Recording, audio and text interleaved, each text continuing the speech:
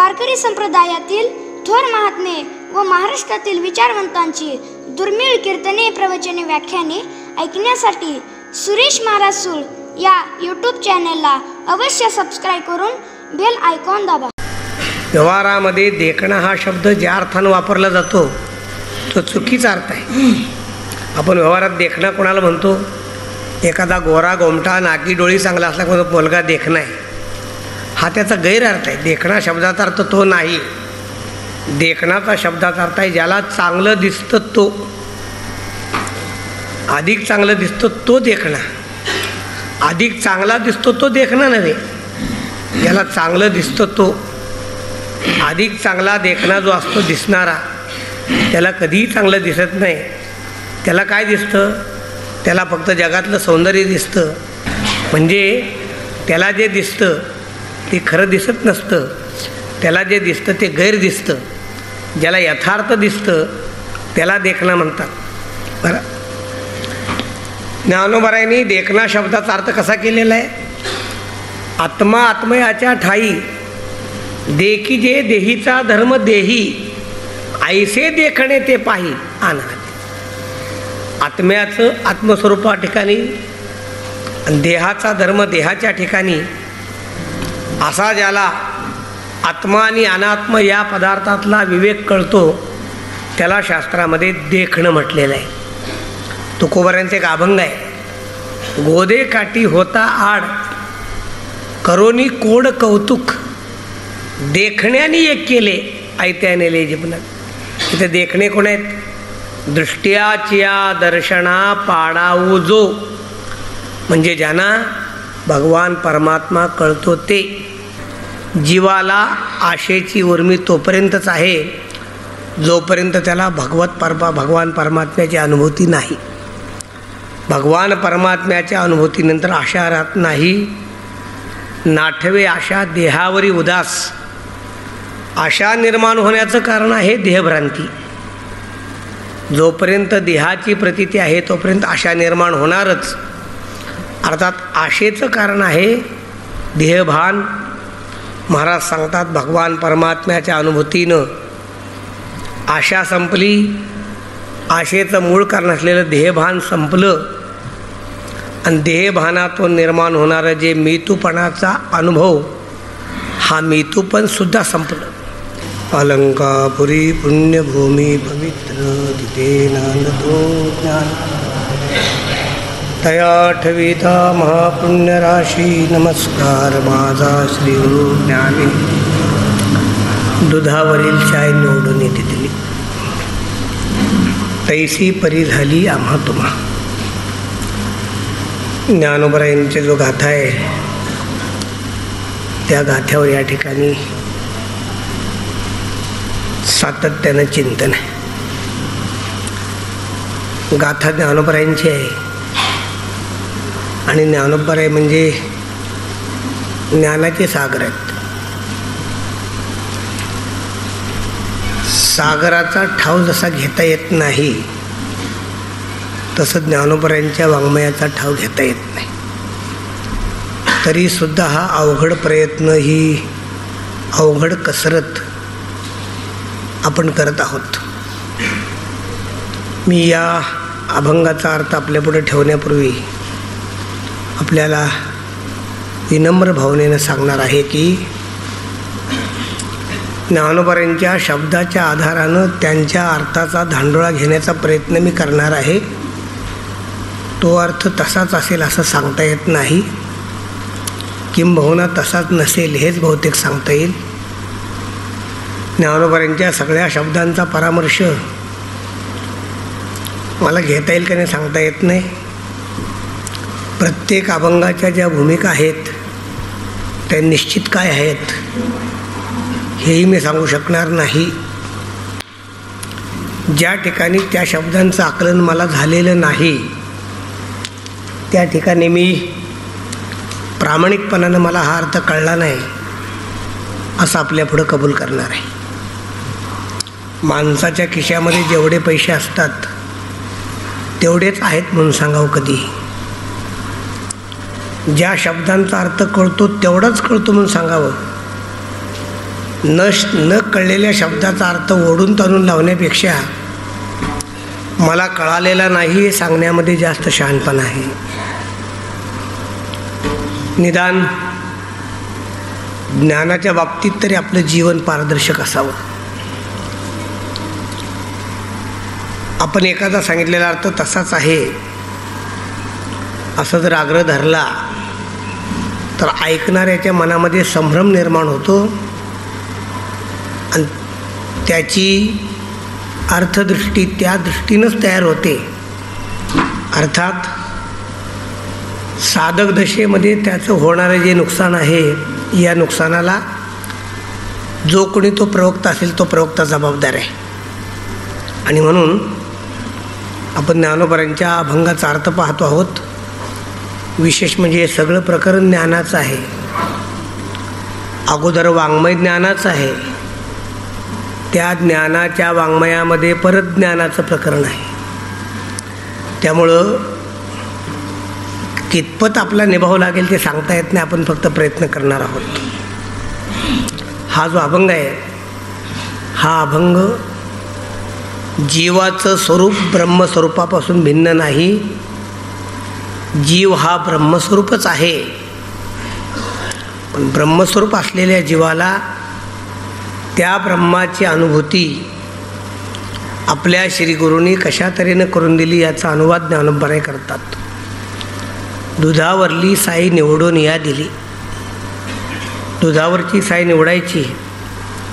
वास्तविक दुधामध्ये साय हे दुधाच्या निर्मितीपासूनच असते. साय म्हणजे अलीकडल्या शब्दात सांगायचं पण फॅट. दुधात मुळातच आहे ते दूध तापवल्यानंतर त्याचा जो स्निग्धांश आहे, तो स्निग्धांश सार रूपानं त्या दुधाच्या पृष्ठभागावर येतो, त्याला आपण साय म्हणतो. ती साय दूध तापवण्याच्या अगोदर सुद्धा आहेच, पण दूध तापवण्याच्या अगोदर ती साय हाताने वेगळी काढायची म्हटलं तर आपल्याला काढता येणार नाही, किंबहुना दाखवायचं म्हटलं तर दिसणारही नाही. अर्थात दुधाचं स्वरूप असलेलं किंवा साई रूपानं दूधच असलेलं असं जे तत्व आहे, ते तत्व जसं दूध तापवल्यानंतर ती साई वेगळी काढून देता यावी, त्याप्रमाणे श्रीगुरूंनी शास्त्रांचा अनुवाद करून आमच्यामध्येच असलेला भगवान परमात्मा, हा भगवान परमात्मा आम्हाला प्रदान केला असं ज्ञानोबराय सांगतात. दुधावरील साई निवडून दिली. साई वेगळी नाही, दुधावरचीच आहे, पण ती आम्हाला वेगळी करून दाखवली.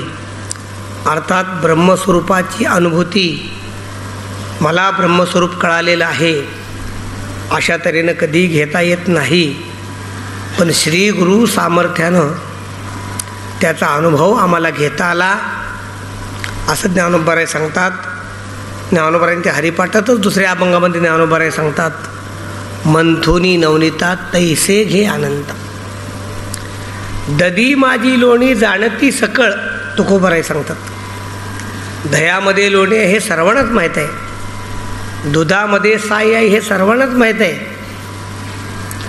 पण ती दुधावरची साई बाजूला काढण्याचं कसब, दह्यातील लोणी बाजूला काढण्याचं कसब मंथनामध्ये आहे, दुधामधली साई बाजूला काढण्याचं कसब हे ते दूध तापवण्यामध्ये आहे. अर्थात ज्ञानाच्या द्वारा भगवान परमात्मा आम्हाला दिला, तैसी परी झाली तुम्हा आम्हा. ज्ञानोबराय सांगतात आपल्यामध्ये असा प्रकार झालेला आहे, घालोनी ब्रह्मे उद्गार संभ्रमे. ज्ञानोबराय सांगतात म्हणजेच आम्ही आमचं ऐक्य स्वतः ब्रह्मस्वरूपामध्ये केलेलं आहे, आणि त्या ब्रह्मस्वरूपामधले आमचे उद्गार आहेत सोहमचे, किंवा मी वासुदेव तत्वता, असे उद्गार आमच्या मुखातून आलेले आहेत. त्या ब्रह्मस्वरूपाच्या आनंदामध्ये आम्ही सातत्यानं डुलत असतो. आता ही जी अवस्था झालेली आहे, या अवस्थेमध्ये आशा आठवत नाही. जीवाला आशेची उर्मी तोपर्यंतच आहे जोपर्यंत त्याला भगवान परमात्म्याची अनुभूती नाही. भगवान परमात्म्याच्या अनुभूतीनंतर आशा राहत नाही. नाठवे आशा देहावरी उदास. आशा निर्माण होण्याचं कारण आहे देहभ्रांती. जोपर्यंत देहाची प्रतीती आहे तोपर्यंत आशा निर्माण होणारच. अर्थात आशेचं कारण आहे देहभान. महाराज सांगतात भगवान परमात्म्याच्या अनुभूतीनं आशा संपली.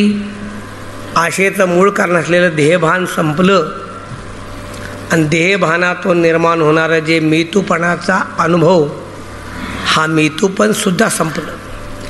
त्या मीतूपणाचा भाससुद्धा ठिकाणी आम्हाला आठवत नाही. अशा तऱ्हेनं आम्ही भगवान परमात्म्यामध्ये परिपूर्ण झालेलो आहोत. बाप रखुमादेवर विठ्ठली मरोणी राहिला. मी त्या भगवान परमात्म्यामध्ये परिपूर्ण झालो. पण झाल्यानंतर ज्ञानोबा सांगतात केवळ परिपूर्ण झालो तर मी परिपूर्ण झालेलो आहे ही माझी दशा मला तुम्हाला सांगता आली नसती. परिपूर्ण होऊनसुद्धा तुम्हाला सांगण्यासाठी मी राहिलेलो आहे. साधुबोध झाला नुरोनिया ठेला ठाईचं मुराला अनुभवे. ज्ञानोबा सांगतात साधूचा बोध होतो म्हणजे गुरुनी सांगितलेलं ज्ञान कळतं. पण कळाल्यानंतर ते कळून नुसतं चालत नाही, कळालेलं संपलं पाहिजे. परत साधुबोध झाल्यानंतर विचारलं राहिला का? म्हणले नाही राहिला. नाही राहिलं तर परत विचारलं नाही राहिला का? म्हणले राहिला. साधुबोध झाला, शिल्लक राहिला का? नुरोनी, नाही राहिला. मग नष्ट झाला का? नाही, ठेला. कसे शब्द आहेत ज्ञानोबांचे. सद्गुरूंचा बोध तर झाला पण होऊन तो राहिला नाही. समजा राहिला असता तर काय झालं असतं? राहिला असता तर जाणीवेचा गर्व निर्माण झाला असता म्हणून तो संपला. संपला असता तर काय झालं असतं? संपला असता तर जीवाचं स्वरूपच नष्ट झालं असतं. अनुभूती सांगायची कोणाला? झालेली अनुभूती लोकांना सांगता येत असेल तरच त्या अनुभूतीची किंमत आहे. आपली अनुभूती लोकांना सांगता येत नसेल तर तुमची अनुभूती श्रेष्ठ आहे आम्ही कसं ठरवायचं? आणि म्हणून अनुभूती झाली पण ती जाणीवपणानं राहिली नाही, अनुभवाच्या रूपानं राहिली. म्हणून ज्ञानोबा सांगतात साधुबोध झाला, जाणीवपणानं राहिला नाही पण बोधरूपानं राहिला. साधुबोध झाला नुरोनिया ठेला ठाईचं मुराला अनुभवे. इथं तसंच प्रमाण आहे. बाप रखुमादेवर विठ्ठली मुरोनी राहिला. हा जो आमचा आनंद आहे हा आमचा आनंद संतांनी पाहिला. तो आनंदो देखिला संतजनी. अर्थात संतजनी म्हणजे श्री गुरु म्हणा, निवृत्तीनाथ म्हणा किंवा इतर संत म्हणा. या सगळ्या संतांनी आम्हाला झालेला हा ब्रह्मानुभूतीचा अनुभव आपल्या डोळ्यांनी पाहिला. म्हणजे आमच्या अनुभवामुळं ते कृतकृत्य झाले. अधिक देखणे तरी निरंजनी पाहणे. आपण स्वतःला जेव्हा ज्ञानी समजतो तेव्हा ज्ञानी समजण्याचं एक गमक आहे की आपल्याला व्यवहारातलं जास्तीत जास्त ज्ञान होणं, त्याला देखणेपणा म्हणतात. व्यवहारामध्ये देखणं हा शब्द ज्या अर्थानं वापरला जातो तो चुकीचा अर्थ आहे. आपण व्यवहारात देखणं कोणाला म्हणतो? एखादा गोरा गोमटा नाकी डोळी चांगला असला कोणता मुलगा देखणं आहे, हा त्याचा गैरअर्थ आहे. देखणा शब्दाचा अर्थ तो नाही. देखणाचा शब्दाचा अर्थ आहे ज्याला चांगलं दिसतं तो. अधिक चांगलं दिसतं तो देखणा. अधिक चांगला दिसतो तो देखणा नव्हे. ज्याला चांगलं दिसतं तो. अधिक चांगला देखणा जो असतो दिसणारा त्याला कधीही चांगलं दिसत नाही. त्याला काय दिसतं? त्याला फक्त जगातलं सौंदर्य दिसतं आणि दिसलेल्या सौंदर्याला तो चीज बडी आहे मस्त मस्त असं काहीतरी म्हणतो. म्हणजे त्याला जे दिसतं ते खरं दिसत नसतं. त्याला जे दिसतं ते गैर दिसतं. ज्याला यथार्थ दिसतं त्याला देखणं म्हणतात. बरं, ज्ञानोबरायांनी देखणा शब्दाचा अर्थ कसा केलेला आहे? आत्मा आत्मयाच्या ठाई देखी जे देहीचा धर्म देही ऐसे देखणे ते पाही आनंद. आत्म्याचं आत्मस्वरूपा ठिकाणी आणि देहाचा धर्म देहाच्या ठिकाणी असा ज्याला आत्मा आणि अनात्म या पदार्थातला विवेक कळतो त्याला शास्त्रामध्ये देखणं म्हटलेलं आहे. तुकोबऱ्यांचे एक अभंग आहे, गोदे काठी होता आड करोनी कोड कौतुक देखण्याने एक केले ऐत्याने ले जीवन. इथे देखणे कोण आहेत? दृष्ट्याच्या दर्शना पाडाऊ जो, म्हणजे ज्यांना भगवान परमात्मा कळतो ते. जसं तुकोबराय सांगतात, रवी दीप हिरा दाविती देखणे. बरं, रवी दीप हिरा दाविती देखणे. सूर्य, दिवा आणि हिरा हे आपल्याला दिसणाऱ्या वस्तू दाखवतात. मग अदृश्य दर्शने संतांची आहे. म्हणून इथं म्हटलं ज्ञानोबा, अधिक देखणे तरी निरंजन पाहणे. तुम्हाला जर देखणेपणाचा जास्त गर्व आहे ना, तर तुम्ही निरंजन पहा. निरंजन म्हणजे भगवान परमात्मा ब्रह्मस्वरूप पहा. आणि तेवढ्याकरता योगीराज विनवणे मना आले ओ माये. तेवढ्याकरता योगीराजांना विनवणी करण्याचं, तेवढ्याकरता श्री गुरु निवृत्तीनाथांना शरण जाण्याचं मला कर्तव्य आलं. मी ते सद्गुरूंच्या चरणावर सांगितलं की तुम्ही मला हे निरंजन स्वरूपाचं ज्ञान द्या. म्हणजे अधिक देखणेपणाचं लक्षण आहे निरंजनाचं ज्ञान. आणि तेवढ्याकरता मी सद्गुरूंना शरण गेलो आणि सद्गुरूंना विनवणी करून हे ज्ञान मला मिळावं असं सांगितलं. सद्गुरूंच्या ठिकाणी काय दिलं तुम्ही? सद्गुरूच्या ठिकाणी काय दिलं? सद्गुरूच्या ठिकाणी मी माझा देहबळी दिला. देहाचा बळी म्हणजे देहात्मभाव. माझा देहात्मभाव सद्गुरूंच्या चरणावर समर्पित केला. कसं आहे? तनु मनु जीवे चरणाशी लागावे अगरवता करावे दास्य सकळ. जीव देईन हा बळी करीन होळी संसारा. तुकोबराय देवाला विनंती करतात, आता माझा जीव घेऊन या बळी बैसवावे ओळी संतांच्या. म्हणजे जीव बळी घेणे याचा अर्थ असा आपला जीवभाव संपवणं. मी माझा जीवभाव संपवला आणि हे जे साधन आहे भगवान प्राप्तीचं ते साधन मी प्राप्त केलं. देहबळी देवनी साधिले म्या साधनी. त्या साधनान मी प्राप्त केलं. याने समाधान मज जोडिले ओ माये. या योगानं मला समाधान झालं बरं का. कोणत्या योगानं? भगवान परमात्म्याच्या अनुभूतीनं. ती अनुभूती येण्यासाठी मी देहबळी दिला म्हणजे देहात भाव नष्ट केला आणि ते निधान साधलं. ते साधल्यामुळं मला माझ्या मनाला समाधान जोडलं. अनंगपण फिटले माया छंदा साठवले. ज्ञानोबाराय सांगतात, आत्तापर्यंत माझ्या ठिकाणी एक प्रकारचं जीवभावाचं व्यंग होतं. ते जीवभावाचं व्यंग माझं संपलं आणि मायाछंदानं साठवलेलं असं जे माझ्या ठिकाणचा जीवभावाची अनुभूती हे सगळं संपलं. मायाछंदानं साठवलेलं माझं जे अनंगपण होतं ते अनंगपण माझं पिटलं. सकळ देखिले आत्मस्वरूप हो माये.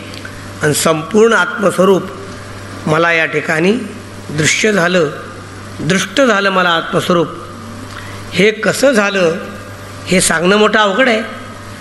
पण ज्ञानोबाराय सांगतात, ज्ञानोबा म्हणतात, चंदन जेवी भरला.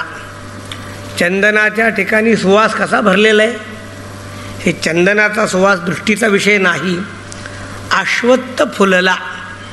अश्वत्थाला फुलं कधीच येत नाहीत. पिंपळाला फुलपत येत आपल्याला माहिती. यया फळना चुंबिता फुलना तुरंबिता जे काही पंडुसा तो रुकुची हा. म्हणजे अश्वत्थाचं फुलणं संभवनीय नाही. चंदनाचं जे सुवास भरलेला आहे तो सुवास भरलेला दृष्टीचा विषय नाही. तैसाम्या देखिला निराकार हो माये. अर्थात भगवान परमात्म्याचं ज्ञान होत असताना बाकी व्यवहारामध्ये जडवस्तूचं जेव्हा ज्ञान होतं तेव्हा जडवस्तूचं ज्ञान इदम रूपानं होतं, अयम रूपानं होतं. ही वस्तू भगवान परमात्मा ज्ञान असं आयम रूपानं होत नाही. बरं, ते कोणत्या रूपानं होतं? त्या महिम्न स्तोत्रात सांगितलेलं आहे. अतद्व्यावृत्त्यायम चकितमभिधत्ते श्रुतिरपी. अतद्व्यावृत्त्यायम, अतद्व्यावृत्तीनं कळालं. व्यवहारातली कोणतीही वस्तू तद्व्यावृत्तीनं कळते. व्यावृत्ती म्हणजे वेगळं करणं, तद म्हणजे ते. माझ्या हातामध्ये जी टोपी आहे त्या टोपीला आपण ते म्हणतो. जेव्हा ते असं म्हटलं तेव्हा या टोपीचं ज्ञान आपल्याला तद्रूपानं होतं. म्हणजे तद या शब्दाच्या द्वारा या वस्तूची व्यावृत्ती अन्य पदार्थापासून वेगळी करून दाखवली ना. पुष्पदंत गंधर्व म्हणतात भगवान परमात्म्याची अनुभूती तशी नाही. अतद्व्यावृत्त्यायम चकितमभिधत्ते श्रुतिरपी. श्रुतीनं सुद्धा त्या भगवान परमात्म्याचं ज्ञान आम्हाला अतद्व्यावृत्तीनं करून दिलं. म्हणजे तद्व्यावृत्तीनं नव्हे. तो भगवान परमात्मा असा जगतापासून वेगळा करून दाखवला नाही, तर तो भगवान परमात्मा नाही. म्हणजे तन्न तन्न नेती नेती या शब्दानं तो भगवान परमात्मा नाही. जैसे न सांगणेवरी बाळापसी शिरूपकरी आपल्याला माहीत आहे. तेव्हा सांगायचं कारण ज्ञानोबाराय सांगतात हा भगवान परमात्मा असा आम्हाला निराकार असलेला भगवान परमात्मा अशा तऱ्हेनं दिसला की जसं चंदनाचा सुवास दृष्टीचा विषय नाही, पिंपळ फुललेला कधी आपल्याला दिसणार नाही, तसा भगवान परमात्मा नेत्राचा विषय नाही. पुरेपुरे आता प्रपंच पाहणे. आता देखणेपणाचं काय लक्षण आहे? आता हा भगवान परमात्मा दिसल्यानंतर आता बाकीचं काय पाहायचं आपल्याला? पुरेपुरे आता प्रपंच पाहणे, निजानंदी स्वरूपी राहणे, स्वरूपी उमाये. फक्त निजानंदाच्या स्वरूपामध्ये अव्याहत राहावं अशीच आमची अवस्था आहे. ऐसा ज्ञानसागरू रखुमा देवरू. असा ज्ञानाचा साठा असलेला, असा ज्ञानस्वरूप असलेला भगवान परमात्मा विठ्ठली निर्दारुम्या देखील ओ माये. ज्ञानोबाराय सांगतात तो भगवान परमात्मा मला अवगत झाला. देख देखणे तरी निरंजन पाहणे, योगी राज विणवणे म्हणाले ओ माये. देऊनी साधीन साधनी यानी समान जोडले ओ माये.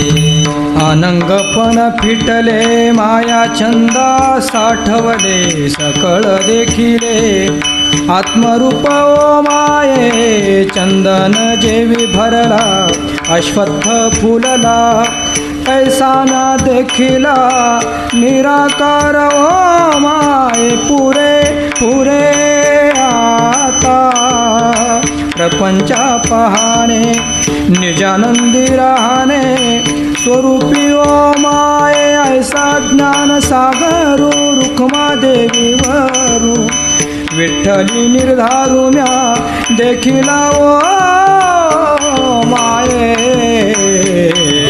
देवोनी असाली यानी समान जोडली ओ माये. मन सुमन घालूने माळा करुणे सकळा गळा पूर्ण ओ माये.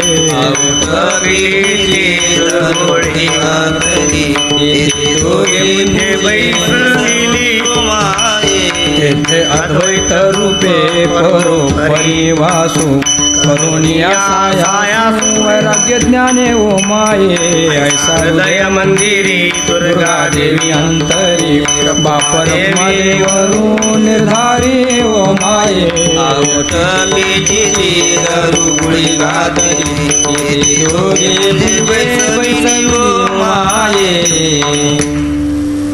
ज्या भगवान परमात्म्याची अनुभूती मला आलेली आहे त्या भगवान परमात्म्याची पूजा करावं असं माझ्या मनात आलं.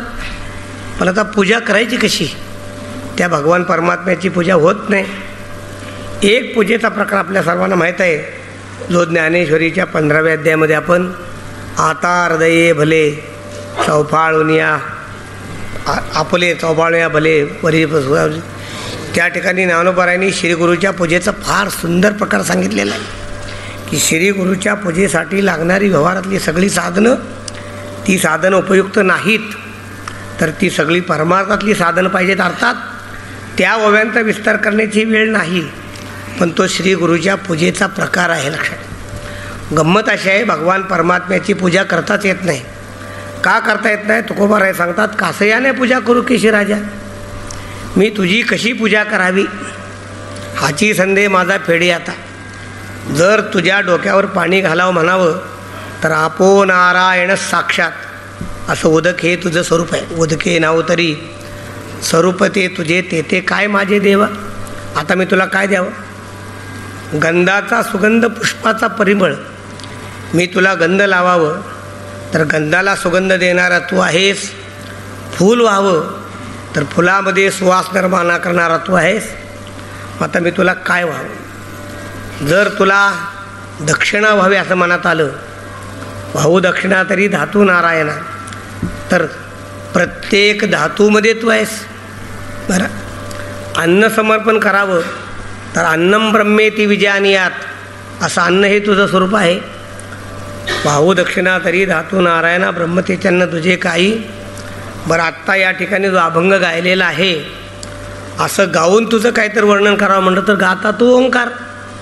सगळ्या गाण्याचा ओंकार तो आहेस.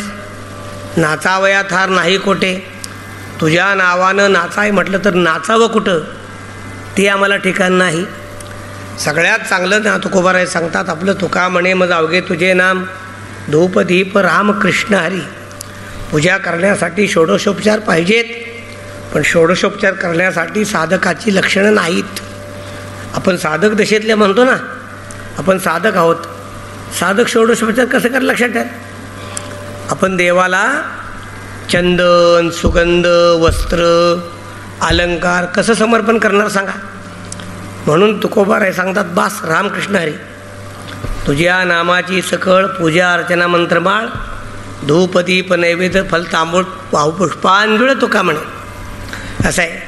पूजेमध्ये ब्राह्मणाने एक चांगला शब्द शोधून काढला आहे. ते सांगतात, सर्वोपचारार्थे अक्षताम समर्पयामी असं म्हणतात. बरं का, म्हणजे सगळ्या उपचाराबद्दल आपल्या अक्षता तुझ्या अंगावर टाकल्या, मेहरबानी त्या वाटाण्याच्या नसल्या म्हणजे बरं, तेवढं लक्षात ठेवायचं. ना देवावर अक्षता टाकून रिकाम व्हायचं. पण असं व्यवहारात चालत नाही बरं का. व्यवहारामध्ये एखाद्या मुलाला जर मुलगी पाहिजे असेल तर बायकोवार्ते चित्रम समर्पयामी तिथं चालत नाही. लक्षात ठेवायचं. परमार्थात नक्की चालतं. म्हणण्याचा उद्देश असा आहे, आपण देवाची पूजा करू शकत नाही. ज्ञानोबा सांगतात, स्तुती काही न बोलणे, गप्प राहणं याच्यासारखी स्तुती नाही. पूजा काही न करणे, काही कृती न करणं याच्यासारखी पूजा नाही. अशी जी अद्वैताची पूजा आहे तीच पूजा श्रेष्ठ आहे. ज्ञानोबा सांगतात, मन सुगंध घालूनी माळा. मन सुमन, मनाच्याच सुमनाच्या माळा घातल्या. बरं, सुमन म्हटले बरं का, मन सुमन. परत मन शब्द आला का नाही. मन सुमन, मनाचं सुमन. याचा अर्थ असा आहे, सुमन म्हणजे चांगलं मन. चांगलं मन म्हणजे निर्विषय मन. चांगलं मन म्हणजे निर्मळ मन.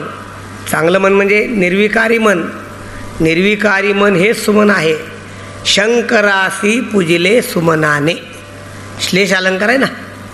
शंकरासी पूजिले सुमनाने म्हणजे भगवंताला फुलानं पूजलं.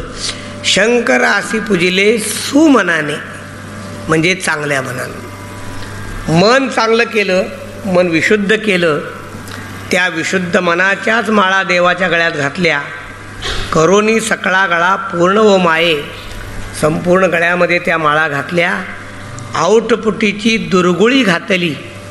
आऊट पिठीची म्हणजे जो ओंकार आहे 3.5 मात्राचा, त्या 3.5 मात्राच्या ओंकारानं पिठीची, आऊट पिठीची दुर्गुळी घातली. त्यामध्ये भगवान परमात्म्याच्या चरणाजवळ, भगवान परमात्म्याच्या अधिष्ठानाखाली त्याचं आसन दिलं. तेथे दोघे पुंजे बैसविली ओ माये. त्या ठिकाणी 2 पुंजे बसवले बरं का. हे 2 पुंजे कोण आहेत? जीव परमात्मा दोन्ही बैसवनी एक्यासनी जयाचेर दबवनी विराजती. म्हणजे जीव परमात्मा म्हणजे कूटस्थानी आभास, असं सांगितलं आहे ना. कूटस्थ आणि आभास, भगवान परमात्मा आणि भगवान परमात्म्याचं प्रतिबिंब हे दोन्ही त्या ठिकाणी बसवले. तेथे अद्वैत रूप परोपरी वासू, त्या ठिकाणी हे अद्वैत रूप आहे. या अद्वैत रूपाचा परोपरानं वास आहे. करुण्या सायासू वैराग्य ज्ञाने ओ माये, आणि मोठं सायास केलं वैराग्याच्या द्वारा आणि ज्ञानाच्या द्वारा. वैराग्य आणि ज्ञान असा अर्थ करा किंवा वैराग्यानं प्राप्त झालेलं ज्ञान असा अर्थ करा. वैराग्य आणि ज्ञान या योगानं अतिशय सायास केलं. ऐसा हृदय मंदिरी, असा भगवान परमात्मा आपल्या अंतःकरणामध्ये मी पूजला. बाहेरची पूजा सोपी आहे हो, बाहेरची पूजा फार सोपी आहे. अंतःकरणातली पूजा अवघड आहे. भगवान परमात्म्याला अंतःकरणामध्ये पूजला पाहिजे आहे. ऐसा हृदय मंदिरी दुर्गादेवी अंतरी, ज्ञानोबराय सांगतात दुर्गादेवीच्या अंतरी. आता ही दुर्गादेवी कोण आहे कुणाला? दुर्गादेवीच्या अंतरी म्हणजे माझी जी संविद आहे, माझी जी बुद्धी आहे, ही बुद्धी म्हणजे आत्मात्म गिरिजामती झालं. दुर्गादेवी अंतरी म्हणजे अंतःकरणामध्ये माझ्या बुद्धिरूपी दुर्गा मातेच्या ठिकाणी, माझ्या संविदरूपी शक्ती मातेच्या ठिकाणी विठ्ठली रखुमादेवरू निर्धारी ओम आहे. त्या भगवान परमात्म्याची आम्हाला निर्धारानं अनुभूती येते. थोकले याच्या गुणी तनुमना सहित, त्या निजत विप्रीत निमाले ओ माये. साई संवादले चौघे अनुवादले म्या देखिले ओ माये. कापुराची भांडुली परिमळे बररी, दीपी उजळली रूपनाले ओ माय. तेथे नाही ल्याया रूपना छाया, ऐसी ज्योती कर्पुराचिया उजळली ओ माये.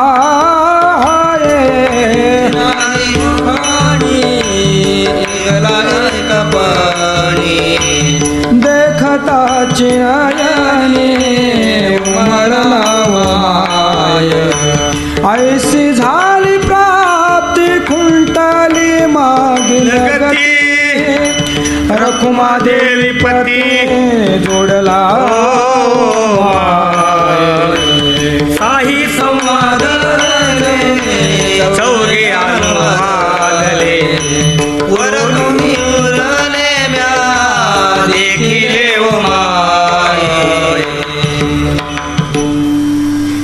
थोकले याच्या गुणी तनुमना सहित, ज्या भगवान परमात्म्याची पूजा केली ना, तो को ज्ञानोबराय सांगतात त्या भगवान परमात्म्याच्या स्वरूपामध्ये मी आश्चर्यचकित झाले. आश्चर्यचकित तुकोबरायचं आपण लक्षात ठेवा. तुकोबराय सांगतात हूँ तो थकीत भई रे तुका. हूँ तो थकीत झाले. काय होतं? भगवान परमात्म्याचं स्वरूपच असं आहे की ज्या ठिकाणी गेल्यानंतर आपल्या सगळ्या भावना विस्मित होतात, थकीत होतात. कारण भगवान परमात्मा तसा आहे ना. भगवान परमात्म्याचं ज्ञान होणं एक प्रकारचं आश्चर्यच आहे देवा, ते सर्वांना होत नाही. थोकले याच्या गुणी तनुमनासहित, ज्ञानोबराय सांगतात मी याच्या गुणामध्ये तनुमनासहित असे आश्चर्यचकित होऊन गेले. त्या निजतत्वी प्रीत निमाले ओ माये. त्या निजतत्वामध्ये मी प्रीतीनं त्या निजतत्वामध्ये सामावून गेले. असा जो भगवान परमात्मा आहे, तो भगवान परमात्मा कोणाच्या द्वारे कळाला आपल्याला? ज्ञानोबराय सांगतात साही संवादले. जे 6 शास्त्रकार आहेत त्यांनी त्याचा संवाद केला. चौघे अनुवादले, आणि 4 वेदांनी त्या भगवान परमात्म्याचा अनुवाद केला. वेद हा भगवान परमात्म्याचा अनुवाद करतो आणि शास्त्र भगवान परमात्म्याची संवाद करतात. शास्त्र भगवान परमात्म्याचा अनुवाद करत नाहीत, ते संवाद करतात. म्हणजे शास्त्र परस्परामध्ये सांगतात. परस्परामध्ये सांगणं हा संवाद आहे आणि एकट्यानं सांगणं हा अनुवाद आहे. वेद भगवान परमात्म्याचा अनुवाद करतं, शास्त्र भगवान परमात्म्याचा संवाद करतात. पुरोनी उरले म्या देखिले ओ माये, अर्थात या सर्वांना जे 6 शास्त्र आणि 4 वेद या सर्वांना पुरले. आपल्या सर्वांच्या पुढे जर हाच गाथा असेल तर त्या गाथ्यामध्ये करेक्शन करत चला. इथं पुरोती म्हटलेलं आहे, इथं पुरोनी पाहिजे. मगाशी जो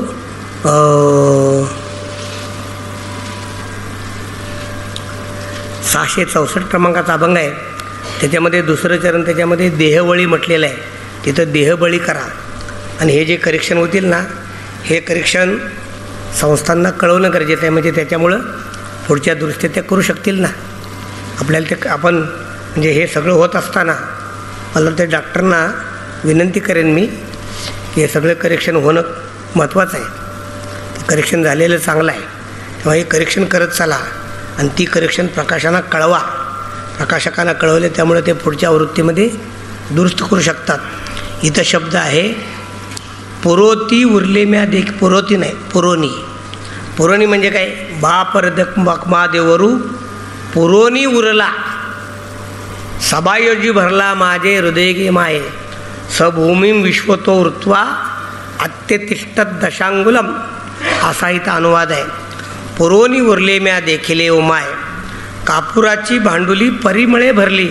ज्ञानोबा सांगतात कापुराचे जे दागिने आहेत ना, ते दागिने सगळ्या परिमळानं असे भरलेले असतात सुवासानं. पण दुर्दैव असं की त्या कापुराच्या दागिन्याला जर चुकून अग्नी लागला तर आता काही शिल्लक राहते का त्याच्यात? नाही राहत. म्हणजे याचा अर्थ असा आहे की आपली जी जाणीव आहे त्या जाणीवेला जेव्हा ज्ञानाग्नी लागतो तेव्हा ती जाणीव शिल्लक राहत नाही. आईसी दीपी उजळी रूप नाले ओ माय, त्या ठिकाणी दिवा उजळला पण कापुराच्या दागिन्याचं जे रूप आहे ते रूप नष्ट झालं. ते नाही लाया रूपना छाया, त्या ठिकाणी ते कापुराच्या दागिन्याचं रूप लिहावं असं काही शिल्लक राहत नाही. रूप राहत नाही ना, त्या रूपाची छाया राहत नाही. आईसी ज्योती कर्पुराच्या उजळल्या ओ माये, अशा तऱ्हेने त्या कापराच्या ज्योती वळाल्या. म्हणजे भगवान परमात्म्याचं मला जे ज्ञान झालं त्या ज्ञानामध्ये मला ते ज्ञान भगवान परमात्म्याचं विषयरूपानं होतं आहे. अशी जी माझी जाणीव आहे ती जाणीव सगळी नष्ट झाली. ते नाही उखणी एकला एकपणी, त्या ठिकाणी भगवान परमात्म्याशिवाय दुसरं कोणी नाही, तो एकटाच आहे. देखताची नयनी उमळला ओ माये, आणि त्याला पाहिल्यानंतर तोच माझ्या नयनामध्ये प्रकट झाला. ज्ञानोबा सांगतात मला कशी प्राप्ती झाली? आईसी झाली प्राप्ती, मला अशी प्राप्ती झाली. खुंटली मागील गती, अशी प्राप्ती झाल्यानंतर पाठीमागचं माझी जी जीवदशा आहे ती जीवदशा सगळी संपली. आणि अशा तऱ्हेनं भगवान परमात्मा मला जोडला. म्हणजे भगवान परमात्मा मी भगवान परमात्मा स्वरूप झाले. अवघ्या बाई म्या यो मकवळीले, अवघ्या हृदय अरूप धरिले, अवघे पाने मी त्याचीच झाले, तेची पावले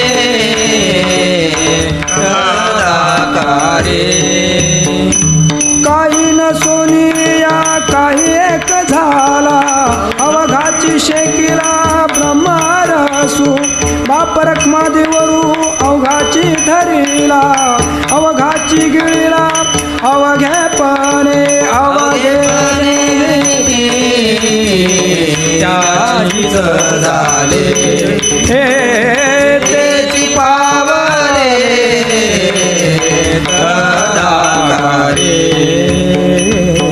अवघ्या बाहिम्या व्यम कळिले. भगवान परमात्म्याला मी कसं आकलन केलं? भगवान परमात्मा माझ्या अनुभूतीमध्ये कसा आला? व्यापकपणानं. ज्ञानोबा या ठिकाणी व्यापक अनुभूती सांगतात की व्यापक अनुभूतीच्या द्वारा भगवान परमात्मा मी कवळला. ज्ञानोबारांची ओवे ज्ञानोबा सांगतात ऐका आकाश गिवसावे तरी अधिक त्याहूनही थोर व्हावे. म्हणून आपाड हे आगवे निर्धारिता. भगवान परमात्म्याचं ज्ञान सोपं नाही. ते ज्ञान करण्यासाठी जसं आकाशाला मिठी घालायची म्हटलं तर तुम्ही आकाशापेक्षा मोठं झालं पाहिजे. नेहमी लक्षात ठेवा, व्यवहारामध्ये जो मनुष्य एकमेकाला मिठी घालतो तेव्हा मिठी घालत असताना ज्याला मिठी घालायच्या त्याच्यापेक्षा आपले भाऊ मोठेच पाहिजेत का नाही? आपले भाऊ मोठे असले तरच आपण त्याला मिठी घालू शकतो, अन्यथा आपण त्याला मिठी घालू शकत नाही. म्हणजे पुढच्या व्यक्तीला मिठी घालण्यासाठी आपले भाऊ त्याला पुरले पाहिजेत, म्हणजे आपण त्याच्यापेक्षा व्यापक झालं पाहिजे.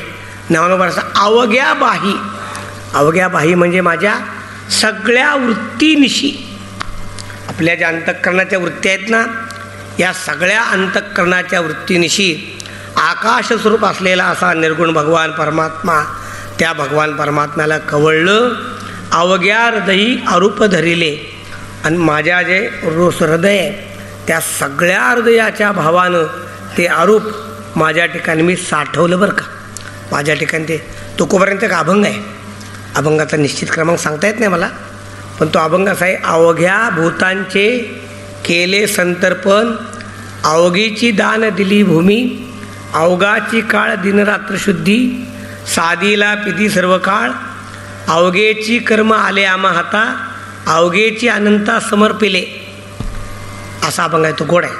अवघ्या, तिथं अवघा शब्द आहे, म्हणजे परिपूर्ण भावानं व्यापक रूपानं भगवान परमात्मा त्याचे भगवान परमात्मा व्यापक आहे म्हणून अनुभूती व्यापक पाहिजे. लक्षात ठेवा, भगवान परमात्म्याचं ज्ञान होण्यासाठी भगवान परमात्मा सांगतात, तरी बाह्य आणि अंतरा आपुलिया सर्व व्यापारा, मज व्यापका ते वीरा विश्वकरी. फार गोडवे आहे, अतिशय गोडवे आहे. आपण कशाला विषय करतो? आपण व्यापकाला विषय करत नाही, आपण परिच्छिन्नाला विषय करतो नेहमी. आपला विषय नेहमी परिच्छिन्न असतो. दुखोबारे ज्ञानोबारे सांगतात, मज व्यापका ते वीरा विषय कर. व्यापकाला विषय करायचे आणि त्या व्यापकाला विषय कसं करायचे? बाह्य आणि अंतर आपल्या सर्व व्यापारा. अंतर आणि बाह्य जेवढे सगळे व्यापार चालतात त्या व्यापारानं व्यापकाला विषय करा. याचा अर्थच असा आहे की तुमच्या वृत्तीचा विषय भगवान परमात्माच व्हावा, दुसरा कोणी होऊ नये. अवघेपणे मी त्याचीच झाले, मी सर्व रूपानं त्या भगवान परमात्म्याची झाले. तेची पावले तदाकारे, मी त्याची झाले, त्याच भगवान परमात्म्याची प्राप्ती मला झाली. म्हणजे मी त्याच्या स्वरूपाला मिळाले आणि त्या स्वरूपाची प्राप्ती मी करून घेतली. कसा आहे भगवान परमात्मा? काही नसोनिया काही एक झाला. काही नसोनिया काही एक झाला. निळोबाऱ्यांचे गवळण आहे, काही न होनिया काही एक ठेला.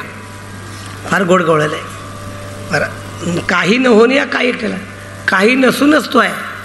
चांगदेव 65मध्ये सुरुवातीला ज्ञानोबा असं म्हणतात, चांगदेव 65मध्ये की भगवान परमात्मा आहे कोण?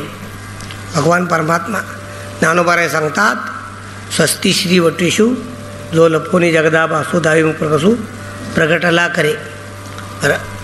प्रगटे तव नवद न दिसे, लपे लव तव तो आभासे, प्रगटना लपाला असे न खोमता जो, बहु जवजव होय तव तव काहीच न होय. अशी होय तिथं. आणि काही न होता तोच आहे. भगवान परमात्मा बहुरूपानं जेव्हा होतो तेव्हा काहीच होत नाही. काहीच न होतो तेव्हा सर्वच झालेला असतो. काही नसोनिया काही एक झाला, म्हणजे काही नसताना तो काही एक झाला. अवघाची शोखीला ब्रह्मरसू, अर्थात आम्हाला त्याची जी ब्रह्मरसाची अनुभूती आहे ती ब्रह्मरसाची अनुभूती सगळी संपली. म्हणजे संपली म्हणजे नष्ट नाही झाली, ती अनुभूती त्या ठिकाणी स्थिरावली. रखमादेवरू अवघाची धरिला, अवघा भगवान परमात्मा मी धारण केला. अवघाची गिळीला अवघेपणे, आणि मी आमच्या ठिकाणी त्याला गिळून टाकला. हो, गिळून टाकला म्हणजे काय केलं? गिळून टाकला म्हणजे त्याला धारण केला. गिळला म्हणजे संपवला नाही. जसं आपण गुलाबजाम गिळतो तसं नाही, लक्षात ठेवायचं. गिळला तो संपला. भगवान परमात्मा गिळला म्हणजे संपला नाही. ज्ञानोबाराय सांगतात, ज्ञान गिळोनी गावा गोविंद गा. ज्ञानाचा आवडा गिळला पाहिजे, लक्षात ठेवायचं. तो आवडा जर तोंडात तसाच राहिला तर ते ज्ञान पचत नाही.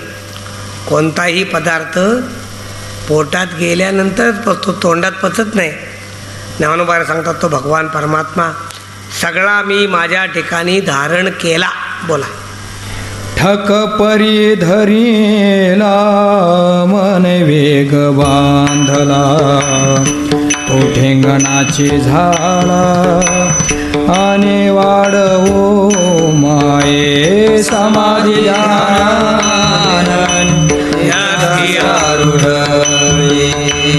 तवाची पारुष रे अभावा माये.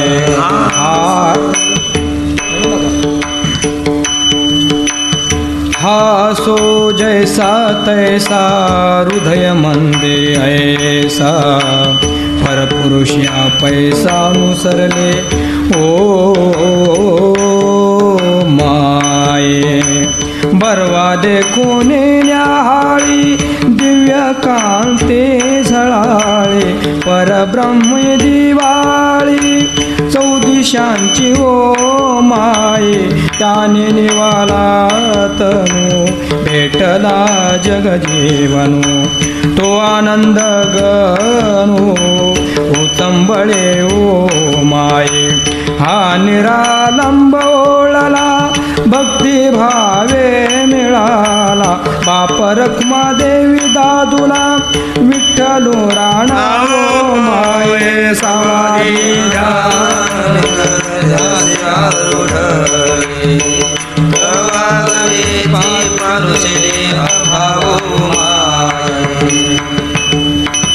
ढक्क परी धरीला मनोवेगे बांधिला.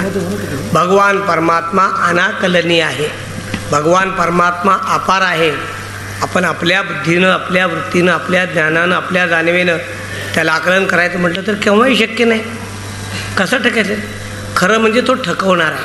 ठक परी धरला, तो ठक आहे पण त्याला धरला बरं का. धरीला पंढरीचा चोर, तो तसा सापडत नाही बरं का. तुकोबाराय सांगतात, खेळतो येण्याची खेळावा, नटतो येण्याची अवगावा, लपोनी जीवी नकळी जीवा, धरिता देवा नातोडसी. तसा कोणालाही सापडत नाही. ज्यांना वाटलं सापडला ना त्यांना सापडलेला नसतो बरं का.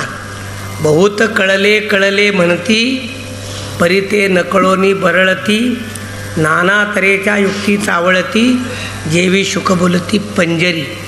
मला कळाले, मला कळाले, मला कळाले, काही कळालेलं नसतं. लक्षात ठेवायचं. त्यांना कळालेलं नसतं, हे लोकांनाही कळालेलं नसतं. त्यामुळं सगळं व्यवस्थित चालत असतं. लक्षात ठेवायचं. फक्त त्यांना काय कळालेलं असतं आणि लोकांना काय कळालेलं असतं हे कार्यकर्त्यांना कळालेलं असतं. असं काहीतरी चाललेलं असतं, ते तसंच चालावं, हे असंच चालायचं, ते तसंच चालू द्या, त्यात काय बदल करायला नाही समजत. भगवान परमात्माचा समजला म्हणला की नाही. आता इथं काय आहे, मर्यादित वेळ आहे. मर्यादित वेळ नाही, वेळ भरपूर आहे. अभंग मोठे आहेत, अभंगाची अनुभूती मोठी आहे. आता याच्यातला एक एक अभंग तास 2-2 तास सांगितलं पाहिजे देवा. खरं एक एक अभंग हे 2 तासांचे अभंग, ते 25 अभंग मला दिलेत 2 तासात.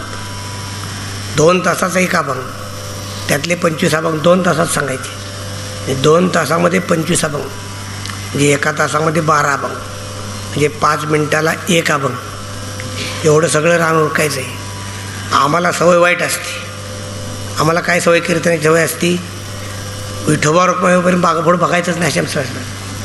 मग आम्ही विठोबा रुक्माईला बघतो त्यावेळेला घड्याळामध्ये 11:15 वाजलेले असतात. कीर्तनाची वेळ असते 11ची. मग आम्ही पुढची राहिलेली चरणं सगळे आपली भराभर सोडवतो आणि परत लोकांना सांगतो आता वेळ संपला आहे, त्यामुळे पुढचे अर्थ सांगत नाहीत. कदाचित समजत बी नसेल, काय सांगता येत नाही तसं. म्हणजे मी एवढ्या हळू का चाललो आहे माहीत आहे का, शेवटच्या आपण मला जड जाणार आहेत म्हणून आपलं हळू चाललं. तुम्ही ते लक्षात घ्या, दुसरं काही नाही. असू द्या. तर मी का सांगायला लागलो, बाकीचा काय अनुवाद करता येणं कठीण आहे हो, पण तरीसुद्धा करतो लाग. उपनिषदामध्ये एक कथा आलेली आहे.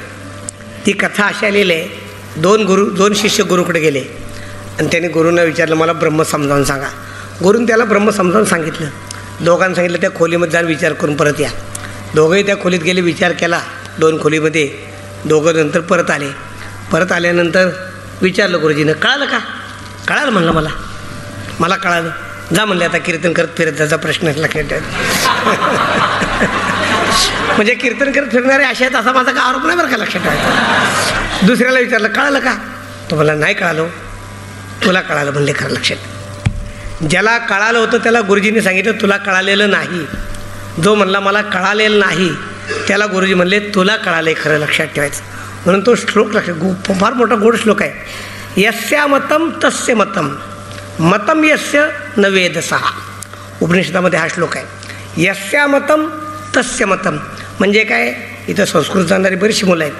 यस्या मतम म्हणजे यस्य अमतम तस्य मतम म्हणजे ज्याला कळाला नाही तस्य मतम.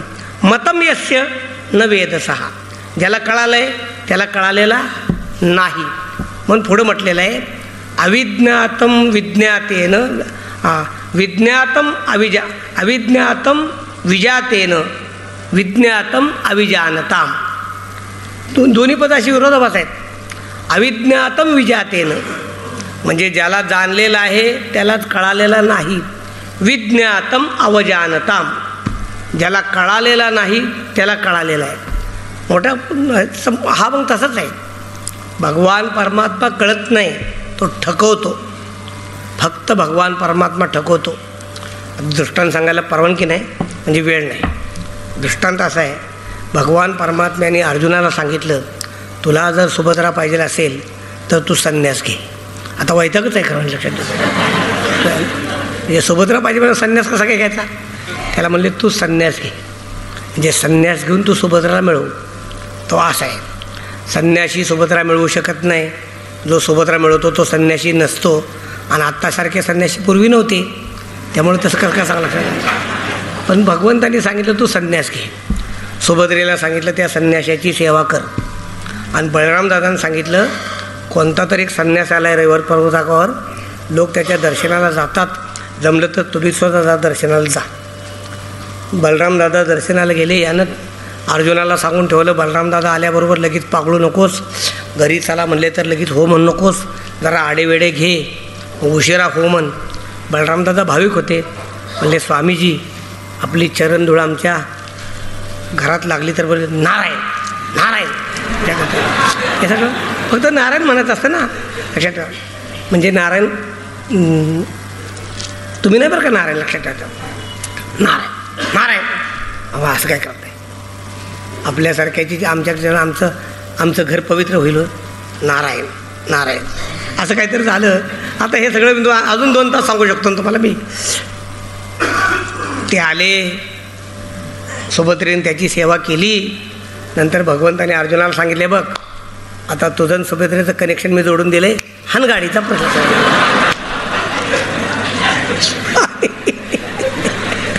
आणि जेव्हा अर्जुन सुभद्रा घेऊन गेला तेव्हा बलराम कृष्णा अरे संन्याशी आपली बहीण घेऊन गेला ना. भगवान म्हणले तुम्हाला सांगितलं होतं संन्याशाच्या नादाला लागू नका म्हणून. आता काय याला म्हणायचं खेळतो येण्याची खेळावा. संन्याशी तुवा होऊन येणी थोर नेली माझी भगिनी परी विकल म्हणजे मी तू दोन्ही स्वरूप एक भगवान परमात्मा. असा मोठा विचित्र आहे, लक्षात ठेवायचा आहे. काय खेळी करेल ते सांगता येत नाही. लक्षात मला वाटतं शरद पवारांनं कृष्णाचाच अभ्यास केला असला पाहिजे बहुतेक. अति हुशार मनुष्य, अति हुशार. बाबा काय कळेल ते कुणाला कळून देणार नाही. आता शरद पवारनं काय काय केलं आहे हे तुम्हाला 22 तारखेला सगळं कळेल बघा काय केलं असेल ते. जाऊ दे मी असं म्हणलो म्हणून पण त्यांना जाऊन कोणी सांगू नका. फक्त ठकपरी धरला मनोवेगी बांधला. असा भगवान परमात्मा ठक आहे, तो ठकवतो. भगवान परमात्मा तो धरला, मनाच्या वेगानं बांधला, मनोवेगे बांधिला. इथं वेग शब्दाचा अर्थ दोर आहे बरं का, लक्षात ठेवा. वेग म्हणजे दर असा एक अर्थ आहे. वेग म्हणजे दोर. हे घोड्याच्या लगामाला वेग म्हणतात. मनोवेगे बांधिला. वेग शब्दार्थ वेग नाही गती नाही करायची. तो ठेंगणाची झाला अनिवाडोमय. अनिवार्य असलेला भगवान परमात्मा पण तो सीमित झाला. तो का म्हणे आता होनी परिमित माझे काही हित विचारावे, तुम्ही जरा लहान व्हा आणि माझे काहीतरी वीर करा असं सांगितलं. कसा मिळाला भगवान परमात्मा? समाधी ध्यान निजध्यासी आरुडले. समाधीच्या द्वारा ध्यानाच्या द्वारा निजध्यासाच्या द्वारा तो अवघेची पारुषले अभावमय. तर त्या ठिकाणी मला ज्याची अनुभूती होते ती सगळं संपलं बरं का. पारुषले संपलं. नवे नवे साधनही संपलं. भगवान परमात्म्याच्या अनुभूतीमध्ये जगत तर संपतं, पण भगवान परमात्म्यासाठी केलेली ती साधने संपतात. एक श्लोक फार गोडा आहे, आठवला म्हणून सांगतो. बुद्धीचं आणि अहंकाराचं भांडण आहे. बुद्धी ही अहंकाराची बहीण आहे. अहंकार बुद्धीला त्रास देतो. बुद्धी सांगते अहंकाराला, दादा हे बघ मी मालकाला उठवते. मालक म्हणजे भगवान परमात्मा. मी मालकाला उठवू का?